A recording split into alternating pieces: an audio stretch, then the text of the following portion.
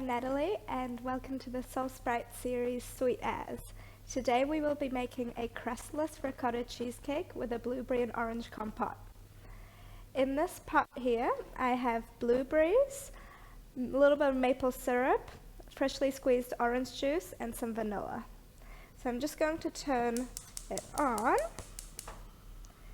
about a medium heat until it starts to boil, and then I'm going to turn it down. I want it to start to evaporate some of the liquid. It's quite liquidy right now, but we want to make it a bit syrupy so that we can put it on top of the cheesecake at the end. And you can also put whatever you want in here. If you don't like blueberries, you could put raspberries. If you don't like orange juice, you don't have to put it. Maybe a little bit of lemon juice. You can feel free. You can also add in fresh vanilla bean or cinnamon, whatever. And in this bowl here, I have cream cheese, 250 grams, that has been softened to room temperature. It's really important that this stays room temperature. Otherwise, if it's too cold, it might be lumpy, and then you'll get little lumps in your end mix. Same with the ricotta and the eggs. I brought everything to room temperature. So you can just bring it out an hour before you want to make it, and then it doesn't really matter if it's too warm. Okay, so I'm going to beat this until it's nice and smooth. Whoop, exploded a little bit. I might actually start with a whisk just to mix it a little bit better.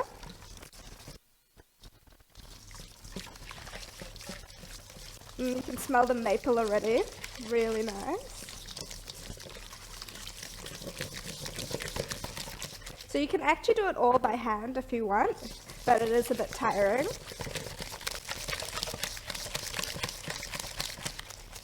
You can also use a stand mixer, like a KitchenAid one, or a beater is my favorite type.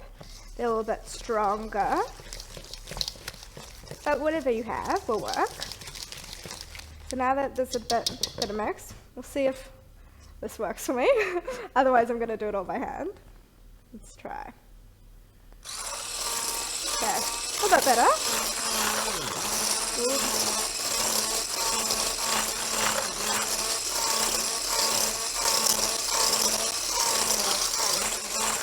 Oh, that's going to make a bit of a mess to clean later. It's alright. I'm going to actually just do it by hand. I think it'll be a bit easier to control as well. You'll see when it's nicely mixed.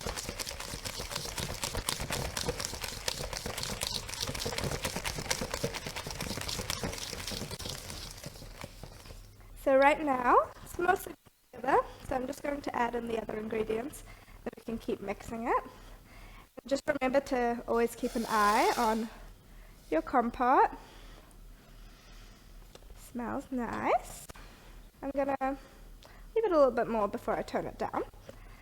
So in here I have my vanilla essence and also the zest of one orange. I'm gonna add nice flavor. And also make sure you wash your hands before starting with any of these series. Especially because I touch everything I cook. And you're going to crack in 2 eggs.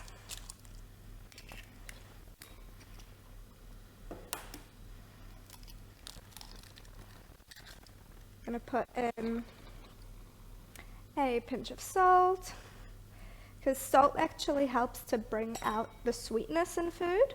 So even if you think it's weird that you're putting salt in a dessert, it actually helps to make it sweeter.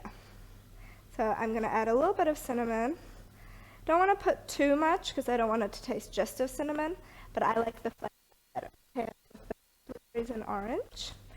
And here I'm actually going to use a tablespoon of custard powder, but cornflour works just fine. I just like the extra vanilla it brings.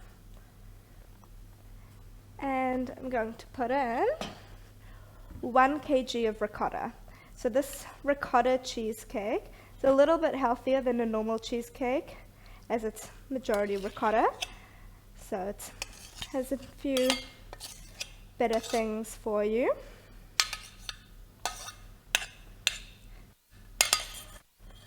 So just gonna mix that in.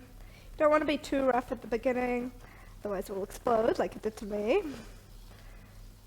And you just mix and mix.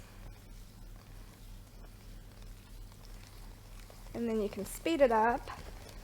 If you're doing this with an electric hand mixer, then it's going to need about 5 minutes. You'll see when it's smooth.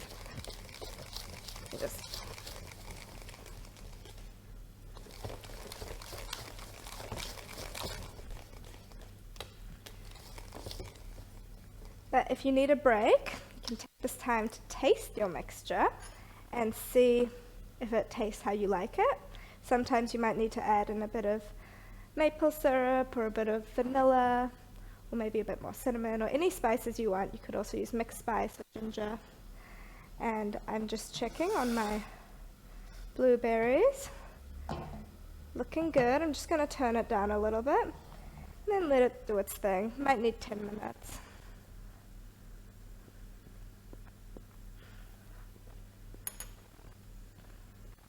Tasting good.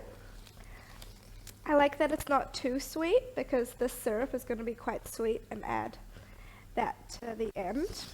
And cheesecakes in general, you don't want to be overpowering. They're nice, fresh, creamy dessert. I'm just going to whisk it a little bit more. Ricotta normally has lumps, so it's never going to be 100% smooth. But if you're using cheese, you can get that smoother texture. So you don't have to worry if it's a teeny bit lumpy. Just want to get out what you can.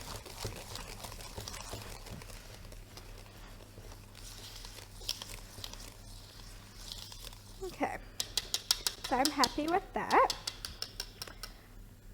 And I'm just going to spread this into our greased baking tray.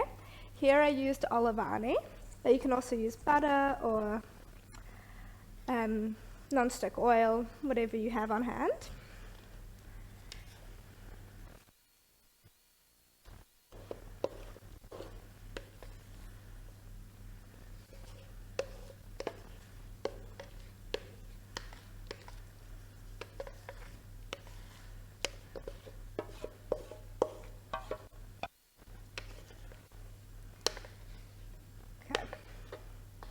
And if you're making this with kids, you can leave them to lick the bowl. So just spread it out nice and even so that it can cook properly. And I'm using here a really wide dish, whereas if you're using a cake pan or something a little bit taller, it's going to need longer to cook. But the most important thing with cheesecake is you do not want to overbake it. It's much better if you undercook it because it's going to keep cooking when you take it out of the oven with the residual heat. And also, if you're putting it in the fridge afterwards to set, then it's going to solidify a little bit.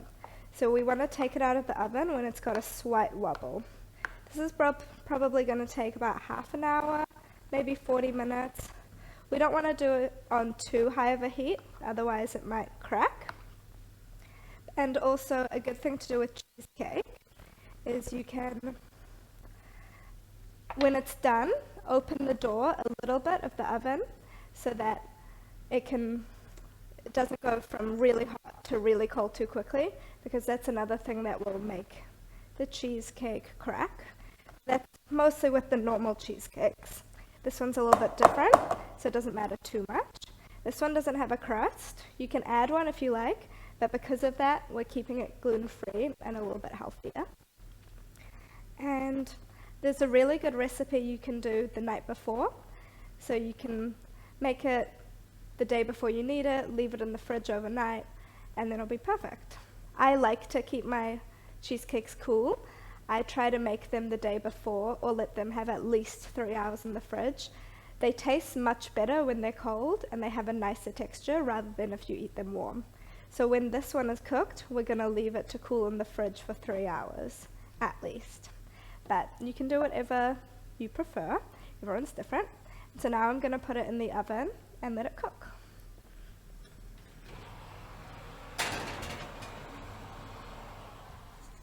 And here we can see that the blueberries are starting to reduce a little bit.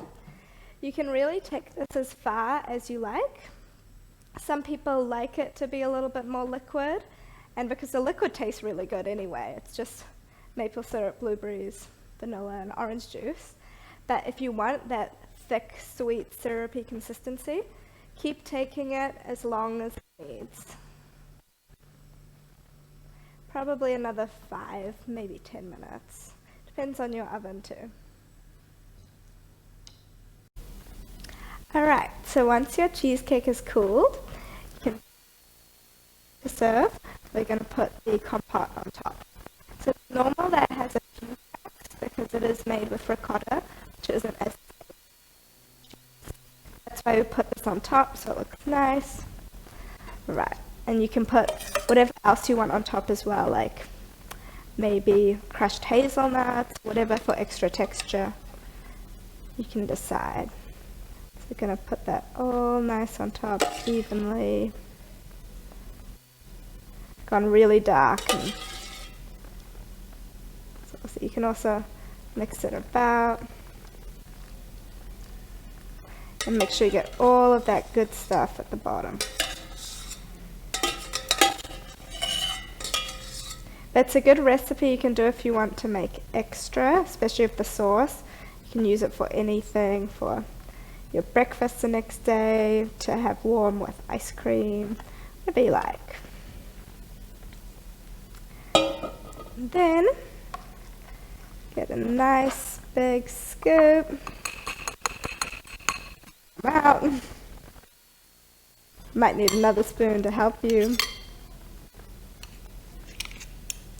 Get some extra berries and everything. It'll be ready to enjoy. Yeah.